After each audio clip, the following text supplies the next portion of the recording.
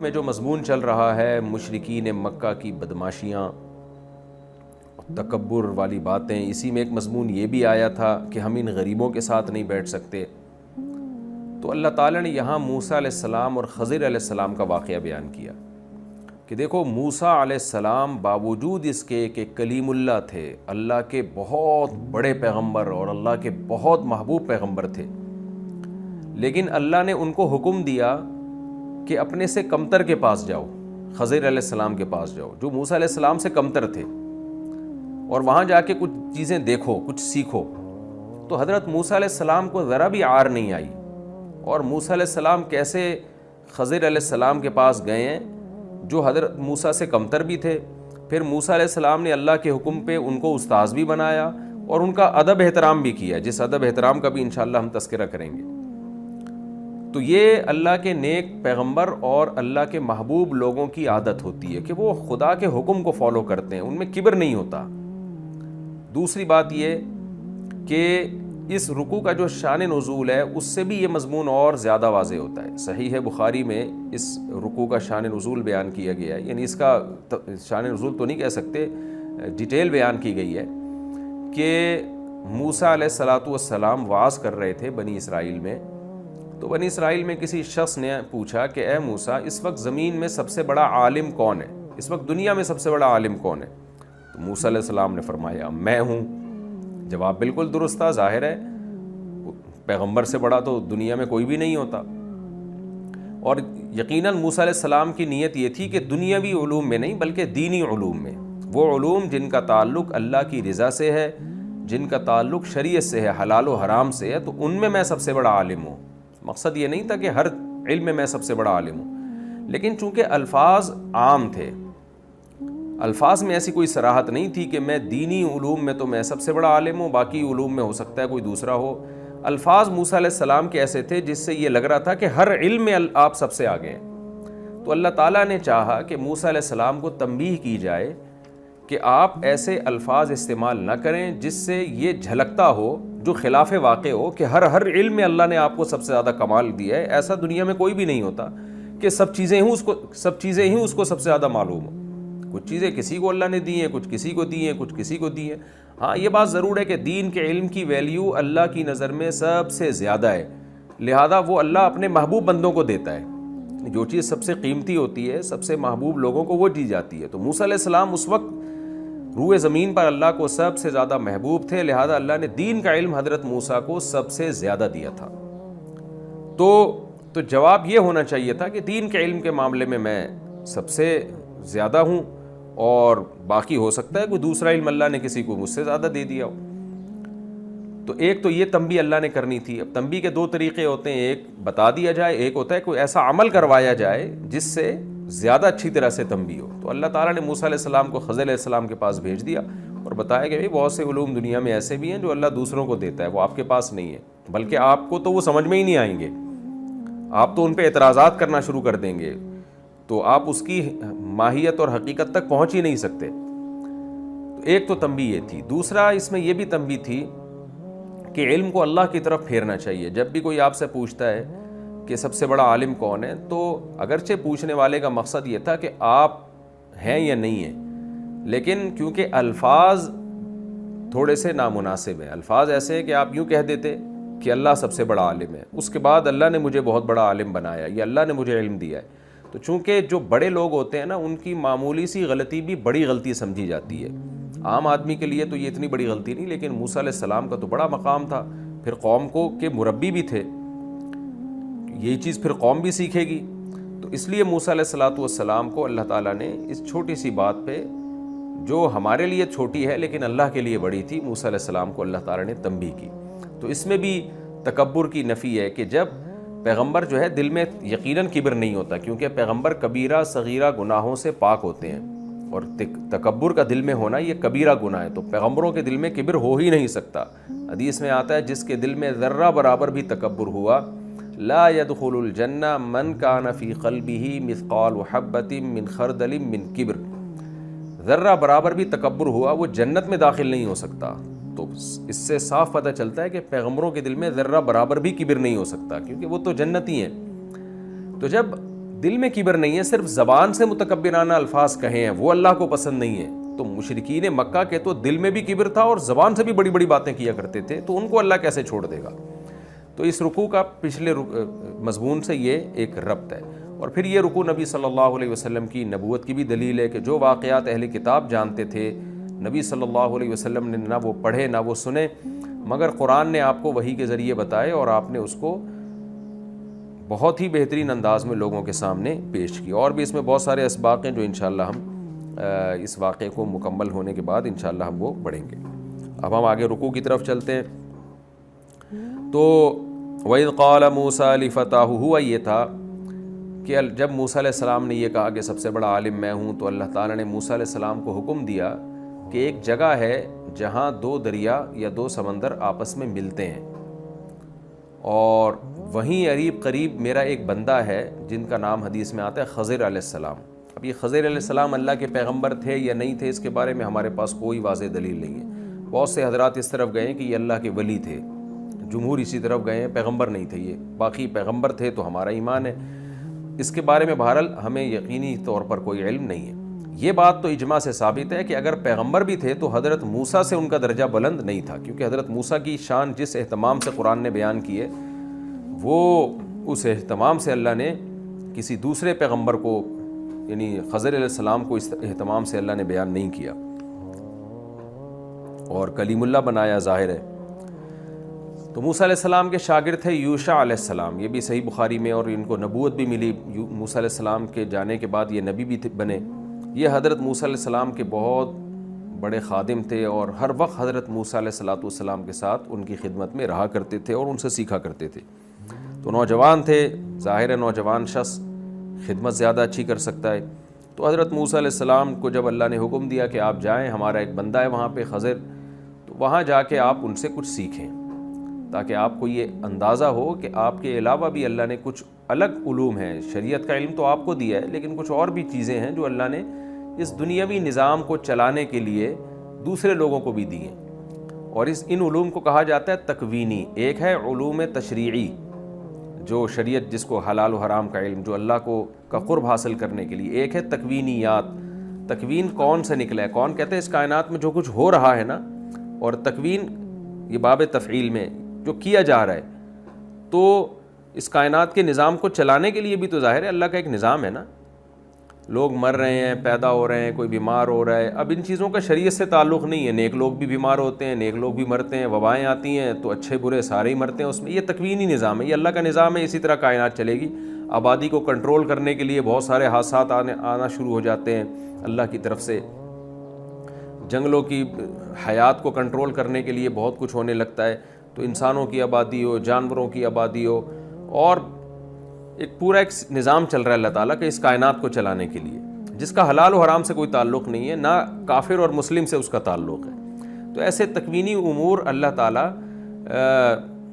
نے اس کے اسباب پیدا کیے ہیں، اور یہ تکوینی کام اللہ فرشتوں سے بھی لیتے ہیں، اور بعض دفعہ یہ تکوینی کام اللہ انسانوں سے بھی لے لیتے ہیں. تو اس پورے رکوع کا حاصل یہ، بعض دفعہ کوئی ایسے انسان اللہ نے دنیا میں ان کے ذمہ کام لگا دیے ہوتے ہیں کہ وہ بہت کچھ کر رہے ہوتے ہیں، لیکن اس میں ان کو اختیار نہیں ہوتا. خوب سمجھ لیں، جیسے فرشتے کے پاس بارش برسانے کا اختیار نہیں ہوتا، فرشتے کے پاس کسی کو موت دینے کا اختیار نہیں ہوتا، بلکہ فرشتے کی حیثیت یہ ہوتی ہے جیسے کاتب کے ہاتھ میں قلم، جدھر کو قلم کو آپ گھمائیں گے قلم گھومے گا. لہذا آپ مدد قلم سے نہیں مانگتے، کاتب سے مانگتے ہیں. جب آپ چاہتے ہو نا کچھ لکھو تو کاتب کو کہتے ہیں، قلم کو نہیں کہتے. تو ایسے ہی تکوینی کام اللہ فرشتوں سے یا انسانوں سے جب لیتے ہیں تو کام ان سے لیا جاتا ہے، ان کے پاس اختیارات نہیں ہوتے. لہذا ان کاموں کے لیے ان شخصوں کو یا فرشتوں کو نہیں پکارا جائے گا، بلکہ اللہ کو پکارا جائے گا. اگر آپ نے یہ سمجھ لیا کہ اللہ نے ان کو اختیارات دے دیے اور یہ متفرد ہو گئے ہیں ان اختیارات میں، پھر یہ شرک ہے. تو موسیٰ علیہ السلام کو اپنے یعنی خادم یوشع علیہ السلام کو لے کے نکلے. اچھا یہ بھی ذہن میں رکھیے کہ اس طرح کے علوم اللہ نے جو تکوینی علوم جنہیں کہا جاتا ہے کسی کو دیے ہوں تو وہ علماء سے ان کی فضیلت بڑھنی جاتی ہے. جیسے خضر علیہ السلام کے پاس کچھ ایسے علوم تھے جو موسیٰ علیہ السلام کے پاس نہیں تھے. وہ علوم کیا تھے کہ اللہ وحی کے ذریعے بہت سی چیزیں الہام کے ذریعے ان کو بتا دیا کرتا تھا. تو لیکن اس سے ان کا درجہ حضرت موسیٰ سے نہیں بڑھ گیا، کیونکہ شریعت میں جو دین کا علم ہے نا، اس کی بیس پہ جو فضیلت حاصل ہوتی ہے وہ کسی اور علم کی بیس پہ نہیں ہوتی. اس لیے انبیاء اور علماء کا مقام اللہ تعالیٰ نے بہرحال زیادہ رکھا ہے. وَإِذْ قَالَ مُوسَىٰ لِفَتَاهُ، یہ میں اس لیے ڈیٹیل بیان کر رہا ہوں کہ آج لوگ جو ہے نا یہ کرامتوں اور اس طرح کی چیزوں کو ایسا سمجھنے لگتے ہیں، کسی سے یہ صادر ہو رہی ہوں، کہ اس کو علماء سے بھی زیادہ افضل سمجھنا شروع کر دیتے ہیں اور اس سے دعائیں منگوانا شروع کر دیتے ہیں. یہ غلط ہے. جو شریعت کا علم جانتے ہیں اور اس پر عمل کرتے ہیں، سب سے زیادہ مقام اللہ کی نظر میں ان لوگوں کا ہے.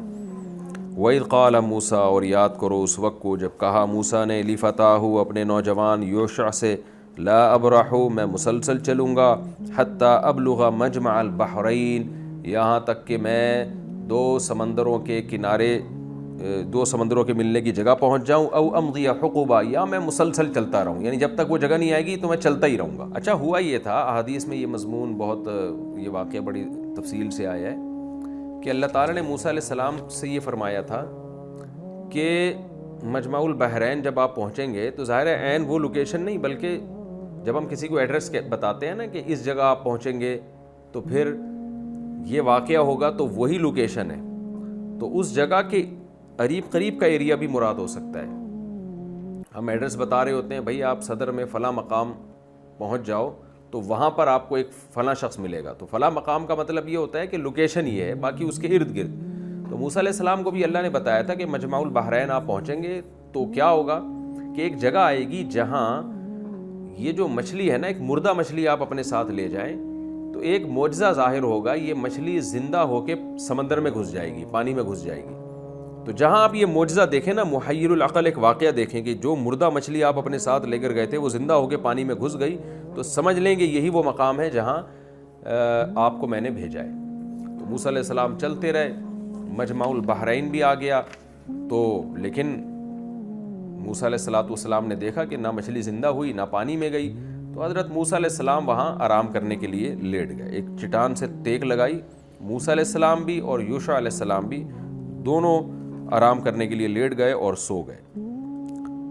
اب ہوا یہ کہ جب یہ دونوں حضرات سو رہے تھے، فَاتَّخَذَ سَبِيلَهُ فِي الْبَحْرِ، فَلَمَّا بَلَغَا مَجْمَعَ بَيْنِهِمَا، جب یہ دونوں ان دونوں سمندروں کے ملنے کی جگہ پہنچے، نَسِيَا حُوتَهُمَا، تو یہ دونوں مچھلی بھول گئے رکھ کے نا کہ ہم نے اس مچھلی پہ نظر رکھنی ہے کہ یہ مچھلی زندہ ہو کے پانی میں جاتی ہے کہ نہیں جاتی. تو وہ یہ بھول گئے یہ بات، کیونکہ تھکاوٹ بہت تھی. فَاتَّخَذَ سَبِيلَهُ فِي الْبَحْرِ سَرَبًا، مچھلی نے کیا کیا ہے کہ وہ زندہ ہوئی اور سمندر میں سرنگ بنا کے چلی گئی. فَلَمَّا جَاوَزَا، اب دونوں اٹھے، دونوں کو یاد ہی نہیں رہا کہ مچھلی دیکھیں کہاں گئی مچھلی. وہ جب دونوں اٹھے اور جاوزا، دونوں چل پڑے. قَالَ لِفَتَاهُ، تو آگے جب گئے ہیں یعنی ان کو خیال ہی نہیں رہا کہ بھئی یہاں سے مچھلی زندہ ہو کے پانی میں چلی گئی ہے اور مجمع البحرین پہنچ چکے تھے. یہ اندازہ تھا کہ قریب ہی ہے کہیں کو، لیکن انہوں نے سوچا کہ چلو ہم آگے چل کے دیکھتے ہیں. آگے جب گئے ہیں تو موسیٰ علیہ السلام کو سخت تھکاوٹ محسوس ہوئی اور شدید بھوک لگی. تو آپ نے اپنے نوجوان سے کہا، آتینا غداءنا، لے آؤ بھائی کھانا لے آؤ. لقد لقینا من سفرنا ھذا نصبا، تحقیق ہم اس سفر میں بہت شدید تھکاوٹ کو پہنچے ہیں، بہت شدید مجھے تھکاوٹ ہوئی ہے، کھانا لے آؤ. اب کھانے سے آپ کے جو نوجوان تھے نا خادم یوشع علیہ السلام، ان کو مچھلی یاد آ گئی. جیسے ہی کھانے کا تذکرہ کیا موسیٰ علیہ السلام نے، تو ظاہر ہے کھانے کے بعد انسان کو کھانے پینے کی چیزیں ہی یاد آتی ہیں، تو مچھلی تو انسان کی بڑی مرغوب غذا ہے. فوراً ان کو یاد آ گیا بھائی وہ مچھلی کہاں گئی. قال ارأیت، تو فوراً ان کا، ارے بھائی میں آپ کو ایک بات بتاؤں، آپ نے دیکھا نہیں، اذ اوینا الی الصخرۃ، جب ہم نے چٹان کی طرف ٹیک لگائی تھی، فإنی نسیت الحوت، تو وہاں میں مچھلی بھول گیا ہوں. ہم جب جس مقام پہ ہم چٹان پہ ٹیک لگا کے بیٹھے تھے یا سوئے تھے تو میں مچھلی بھول گیا وہاں پہ. وما انسانی الا الشیطان ان اذکرہ، اور مجھے نہیں بھلایا مگر شیطان نے کہ میں اس کو یاد رکھوں، میرا قصور نہیں ہے بھائی، میرے تو دماغ سے بالکل ہی نکل گیا. واتخذ سبیلہ فی البحر عجبا، اور عجیب بات یہ تھی کہ اس نے سمندر میں نا اس وقت اس مچھلی نے عجیب طریقے سے اپنا راستہ بنا لیا. یعنی یوشع علیہ السلام نے یہ منظر بھی دیکھا اپنی آنکھوں سے کہ وہ تو میں وہاں جب آپ آرام کر رہے تھے تو میں نے دیکھا کہ وہ مچھلی اٹھی ہے اور زندہ ہو کے سمندر میں عجیب طریقے سے راستہ، یعنی وہ چونکہ سرنگ بن گئی تھی نا سمندر میں، ایک سوراخ سا بن گیا تھا، اس میں وہ گھس گئی وہ زندہ ہو کے. یہاں ایک سوال پیدا ہوتا ہے کہ اتنا عجیب واقعہ یوشع علیہ السلام بھول کیسے گئے؟ اور پھر موسیٰ علیہ السلام کا بھولنا تو چلیں سمجھ میں آتا ہے، انہوں نے تو وہ منظر نہیں دیکھا نا کہ مچھلی کا زندہ ہو کے پانی میں جانا، وہ منظر دیکھا ہی نہیں۔ انہیں تو صرف یہ تھا کہ بھئی مچھلی میں نے ساتھ لے کے جانی اور اس پہ نظر رکھنی ہے، تو وہ ساتھ اٹھانا بھول گئے۔ تو موسیٰ علیہ السلام کا بھولنا تو سمجھ میں آتا ہے، خاص طور پہ جب تھکاوٹ بھی اتنی زیادہ ہو۔ لیکن یوشع علیہ السلام اتنا عجیب و غریب منظر کہ موسیٰ علیہ السلام سو رہے ہیں، آرام کر رہے ہیں، اور یوشع علیہ السلام نے اس دوران دیکھا کہ مچھلی اٹھی، زندہ ہو کے سمندر میں سرنگ بنا کے چلی گئی۔ اور یوشع علیہ السلام نے سوچا کہ جب موسیٰ علیہ السلام جاگیں گے تو میں بتاؤں گا بھئی یہ عجیب واقعہ میں نے دیکھا ہے، یہ کیا ہے، اس کی کیا حقیقت ہے۔ پھر موسیٰ علیہ السلام بتا دیتے بھئی یہ تو اللہ کا پہلے سے اللہ نے مجھے بتا دیا تھا، اور یہ تو وہی جگہ ہے جہاں ہم نے خضر علیہ السلام کو تلاش کرنا ہے۔ تو سوال یہی پیدا ہوتا ہے کہ یہ اتنا عجیب و غریب واقعہ یوشع علیہ السلام نے جب دیکھا اور انتظار کیا کہ موسیٰ علیہ السلام جاگیں گے تو میں ان کو بتاؤں گا، اور موسیٰ علیہ السلام جاگے اور یہ بتانا بھول گئے، تو یہ کیسی عجیب بات ہے؟ تو علماء نے اس کے دو جواب دیے ہیں۔ ایک یہ کہ جب انسان کو شدید ترین تھکاوٹ ہوتی ہے، بہت لمبا سفر ہوتا ہے، تو بعض دفعہ وہ اپنے مقصد کی طرف اتنی زیادہ نظر رکھتا ہے کہ یہ جزوی واقعات وہ بھول جاتا ہے، اگرچہ وہ بہت ہی عجیب ہوں۔ تو یوشع علیہ السلام کو تو معلوم نہیں تھا نا کہ جس جگہ یہ مچھلی زندہ ہو کے سمندر میں جائے گی وہی جگہ ہے جہاں خضر علیہ السلام ہمیں ملیں گے۔ یہ بات تو موسیٰ علیہ السلام کو معلوم تھی۔ تو یوشع علیہ السلام نے تو بس یہ دیکھا کہ ایک عجیب واقعہ ہے، پھر سوچا کہ میں بعد میں بتا دوں گا، موسیٰ علیہ السلام کو بتانا بھول گئے۔ جب کھانے کا تذکرہ آیا تو یاد آیا۔ تو ایک وجہ تو یہ ہو سکتی ہے شدید تھکاوٹ، لیکن اس سے بھی زیادہ معقول وجہ یہ ہے کہ چونکہ وہ موسیٰ علیہ السلام کے اتنے معجزے دیکھ چکے تھے، لاٹھی کو بار بار سانپ بننا، پھر سمندر کا 2 ٹکڑے ہونا، پھر فرعون کا اس میں غرق ہونا، پھر مینڈکوں کا عذاب، اور کیا کچھ دیکھ چکے تھے وہ، جوؤں کا عذاب، تو ان کے لیے یہ بہت زیادہ اچنبھے کی بات نہیں تھی اس طرح کے معجزے ہونا۔ یہ تو ہمارے لیے ہے نا جس نے کبھی دیکھا نہ ہو، تو دن رات اتنی نشانی اللہ کی دیکھ چکے تھے، موسیٰ علیہ السلام کے معجزے دیکھ چکے تھے، تو تعجب تو ان کو ہوا کہ ایسا ہوتا نہیں ہے، لیکن یہ تعجب ان کے لیے اتنا زیادہ تعجب کی چیز نہیں تھی جتنا ہمارے لیے۔ تو تھکاوٹ اور یہ دونوں چیزیں مل کر ان کے ذہن سے اللہ نے نکال دیا۔ اور اصل بات یہ کہ یہ نکالا تو اللہ نے ذہن سے تھا ان کے۔ اللہ تعالیٰ حضرت موسیٰ کو تھوڑا سا اور زیادہ تھکانا چاہتے تھے کہ تھوڑا سا اور تھکیں۔ اس میں کیا حکمت تھی اور زیادہ تھکانے میں؟ اس میں یقیناً یہ حکمت ہو سکتی ہے کہ جب بہت زیادہ تھکاوٹ کے بعد انسان کو کوئی چیز ملتی ہے نا تو پھر بہت زیادہ قدر کرتا ہے اس کی، تو اللہ تعالیٰ کی حکمت تھی۔ تو لیکن یہ کہ اس کی نسبت شیطان کی طرف کی جاتی ہے، ہر ایسی چیز جو آپ کے لیے بظاہر نقصان کا سبب ہو اس کی نسبت شیطان ہی کی طرف کی جاتی ہے۔ ہر عمل کا خالق بہرحال اللہ تعالیٰ ہے، لیکن اللہ نے شیطان کو یہ کام کرنے دے دیا کہ بھئی تو ان کو بھلا رہا ہے تو بھلانے دے، کیونکہ شیطان اپنے لحاظ سے کام کر رہا ہے، لیکن اس میں مصلحت، بہت بڑی مصلحت یہ تھی کہ اللہ تعالیٰ کی بھی جو حکمت تھی وہ حکمت بھی حاصل ہو رہی تھی۔ وہ حکمت تھی حضرت موسیٰ کو اور ان کے خادم کو اور زیادہ تھکانا۔ تو جب انہوں نے بتایا یوشع علیہ السلام نے، بھائی وہ تو سمندر میں عجیب طریقے سے راستہ بنا کے چلی گئی، اب موسیٰ علیہ السلام نے فرمایا ذالک ما کنا نبغی، ارے بھائی یہی جگہ تو ہم تلاش کر رہے تھے، اللہ میاں نے مجھے پہلے بتا دیا تھا کہ وہ ایسے سمندر میں زندہ ہو کے چلی جائے گی، وہی تو جگہ تھی جہاں ہم نے جانا تھا، ہم تو آگے نکل گئے، واپس چلو۔ فرتدا علی آثارہما، دونوں واپس لوٹے، قصصا، انہی نشانات پہ۔ اب آپ دیکھیں یہ بھی عجیب بات ہے، کتنے تھکے ہوئے تھے، بھوک بھی تھی، لیکن وہ ساری تھکاوٹ ان کی غائب ہو گئی۔ اس کی وجہ بھی ظاہر ہے کہ جب انسان کسی ہدف کو تلاش کرتا ہے نا اور بڑی مشکل کے بعد اس کو وہ مقصد مل جائے تو اس کی تھکاوٹ کافور ہو جاتی ہے۔ حضرت موسیٰ نے سوچا کہ کھانا اور آرام ایک طرف چھوڑو، اب وہ تو وہ جگہ تو ابھی بھائی وہ تو ہمیں مل گئی ہے، وہ تو لوکیشن وہی ہے، تو وہ ساری تھکاوٹ کو چھوڑ کر بجائے کھانا کھانے کے اور نیند کرنے کے فوراً واپسی کی طرف دوڑے۔ جب وہاں گئے ہیں فَوَجَدَ عَبْدًا مِّنْ عِبَادِنَا، تو دونوں نے ہمارے بندوں میں سے ایک بندے کو پایا، یعنی خضر علیہ السلام کو۔ وہ بندہ تھا آتَيْنَاهُ رَحْمَةً مِّنْ عِنْدِنَا، جن کو ہم نے اپنی طرف سے رحمت دی۔ وہ رحمت نبوت بھی ہو سکتی ہے، ولایت بھی ہو سکتی ہے۔ وَعَلَّمْنَاهُ مِن لَّدُنَّا عِلْمًا، اور ہم نے اپنی طرف سے ان کو خاص نوعیت کا علم دیا۔ وہ علم کیا تھا؟ آگے پتہ چلتا ہے کہ اللہ تعالیٰ کی طرف سے ان کو الہام ہو جایا کرتا تھا۔ اگر وہ نبی تھے تو وہی ہو جایا کرتی تھی کہ بھئی آپ یہ کام کر لیں کیونکہ یہ فیوچر میں اس کا یہ فائدہ ہے، فیوچر میں اس کا یہ نقصان ہے۔ تو اس طرح سے اللہ تعالیٰ آپ سے کام لے لیا کرتے تھے، مستقبل کی باتیں آپ کو بتا کے۔ اور اگر وہ ولی تھے تو الہام کے ذریعے اللہ بتا دیا کرتے تھے. تو یہ والا علم اللہ نے آپ کو دیا تھا. اچھا یہاں یہ ہے وَعَلَّمْنَاهُ مِن لَدُنَّا، ہم نے اپنی طرف سے. تو اسی کو بعد میں یہ اس طرح کی چیزیں جو ہے نا ایک ٹرم بن گئی، علم لدنی کہا جانے لگا کہ اللہ نے اپنی طرف سے.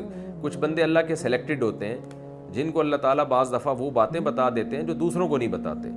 تو اس کو کہتے ہیں اللہ نے اپنی طرف سے ان کو ایک نالج دے دی ہے. ایک نالج تو وہ ہوتی ہے جو آپ اسباب کے ذریعے حاصل کرتے ہیں، مختلف قسم کے ایکسپیریمنٹ کرتے ہیں، تجربے کرتے ہیں، جو مطالعہ کرتے ہیں. اور کچھ چیزیں ایسی ہوتی ہیں جو اللہ کی طرف سے دل میں آ جاتی ہیں. ہم نے بہت دفعہ علماء سے سنا ہے کہ بھئی بیان کرتے کرتے ایسے ایسے علمی نکات دماغ میں آ رہے ہوتے ہیں جو ہم نے نہ کبھی پڑھے ہوتے ہیں، نہ کبھی اس پہ غور کیا ہوتا ہے، لیکن زبان چلتی ہے. جیسے حضرت حسان ابن ثابت رضی اللہ تعالی عنہ جب رسول اللہ صلی اللہ علیہ وسلم کی تعریف کیا کرتے تھے نا شاعری میں، تو آپ صلی اللہ علیہ وسلم حضرت حسان سے فرماتے کہ آپ بولیے جبریل معک، جبریل آپ کے ساتھ ہیں. کیا مطلب؟ آپ کے دل میں یہ اشعار جبریل کے ذریعے اللہ ڈالے گا. تو یہ بھی اہل اللہ کے ساتھ اللہ کی مدد ہوتی ہے. لیکن خوب سمجھ لیں ان باتوں کا یہ مطلب نہیں ہے کہ کوئی بھی ننگ دھڑنگ اٹھ کے کچھ بھی پیش گوئیاں کرنا شروع کر دے اور یہ دعوے کرے کہ میرے پاس علم لدنی ہے تو آپ اس کی باتوں پہ یقین کرنا شروع کر دیں. اس طرح کی باتوں پہ ایک تھرڈ پرسن کے لیے اس زمانے میں یقین کرنا جائز نہیں ہے. وجہ اس کی ہے کہ اس میں گمراہی کا دروازہ آج کل بہت زیادہ کھل جاتا ہے. تو اگر کوئی متشرع ہے، شریعت پہ کا پابند ہے اور شریعت کے خلاف بات نہیں کرتا، پھر اگر اللہ اس کے دل میں کسی بات کا الہام ڈال دیتے ہیں تو غالب گمان یعنی کے درجے میں یہ کہا جا سکتا ہے کہ واقعی ہو سکتا ہے یہ اللہ کی طرف سے علم ہو، لیکن وہ شریعت سے ٹکرا نہ رہا ہو. کوئی بھی چیز جو شریعت سے ٹکرا رہی ہے تو وہ علم لدنی نہیں ہے، وہ شیطان کی طرف سے الہامات ہیں. یا اس علم لدنی کے دعوے کے بعد وہ شخص شریعت سے ہٹنا شروع ہو جائے تو بھی سمجھ لیں کہ یہ شیطانی تصرفات ہیں. تو ان چیزوں پہ پھر بلیو نہیں کرنا چاہیے، یقین نہیں کرنا چاہیے. سب سے پہلے ہمیں شریعت ہی کو فوکس کرنا ہے.